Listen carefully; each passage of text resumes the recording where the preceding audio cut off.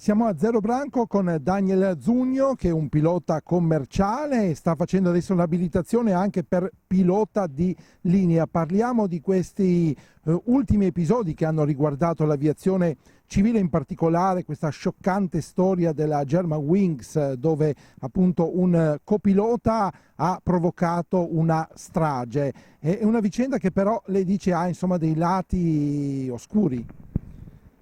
Sì, si può dire dei lati oscuri, nel senso che noi non conosciamo realmente la verità.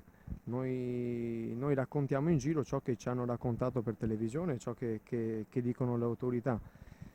Poi è anche vero che mi sembra un po' difficile che un pilota vada in volo avendo una serie di pastiglie antidepressive addosso, nel senso che un pilota è controllato una volta all'anno oppure due volte all'anno in base all'età che lui ha.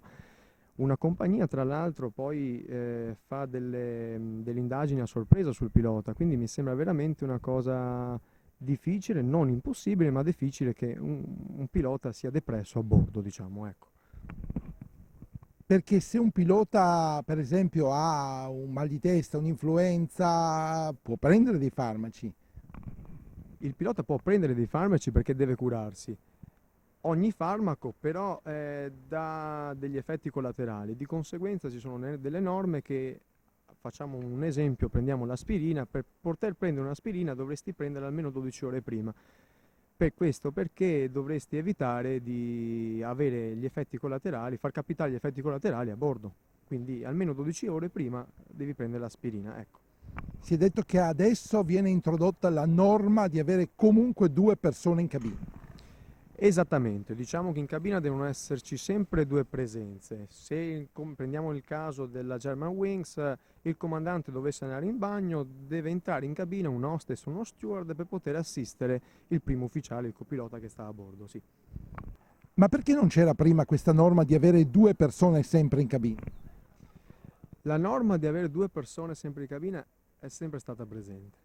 Non si può assolutamente lasciare a bordo ai comandi un solo pilota, o meglio, se uno dei due pilota dovesse abbandonare la cabina, è d'obbligo far entrare uno steward o un hostess per assistere a chi sta pilotando, perché nel caso questo svenga deve esserci un'assistenza oppure un possibile chiamare aiuto al comandante, che questo da quanto pare stava in bagno. C'è poi il problema della cabina blindata, una misura che è stata introdotta dopo gli attentati terroristici dell'11 settembre, ma che però adesso è diventato un boomerang in casi come quello della Germanwings, che speriamo resti isolato.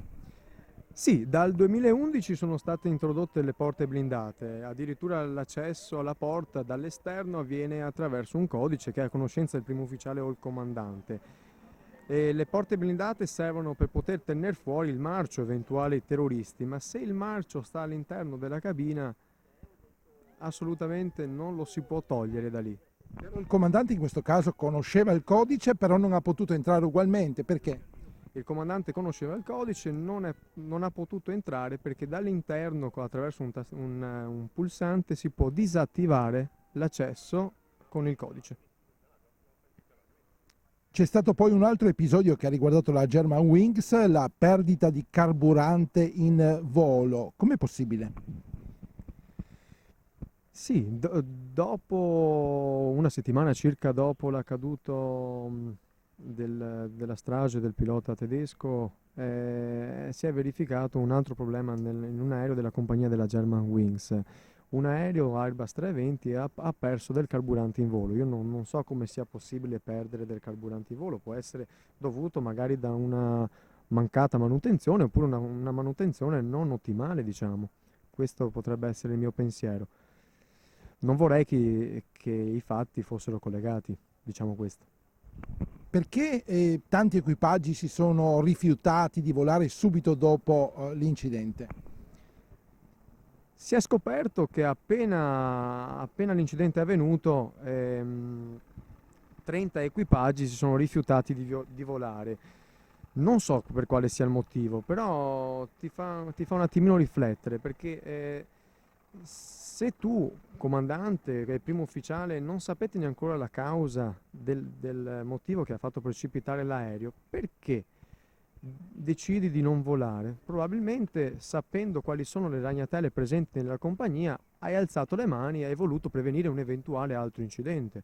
Non lo so, sono cose che fanno riflettere. Ma allora per fare chiarezza definitiva su questa vicenda cosa bisognerebbe fare?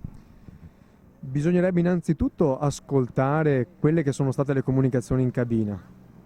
C'è una scatola nera poi anche che va a registrare quelli che sono stati gli assetti dell'aereo, la velocità, la quota prima dello schianto, quindi bisognerebbe vedere anche i dati tecnici dell'aereo. Ma a me Lei pensa che bisognerebbe rendere pubblica la conversazione avvenuta negli ultimi minuti in cabina? Io dico che se realmente è accaduto ciò che ci è stato raccontato, fatemi ascoltare anche le ultime comunicazioni dei piloti. Sì, Magari mettendole su internet.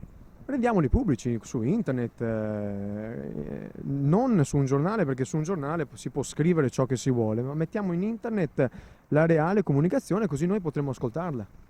Sì.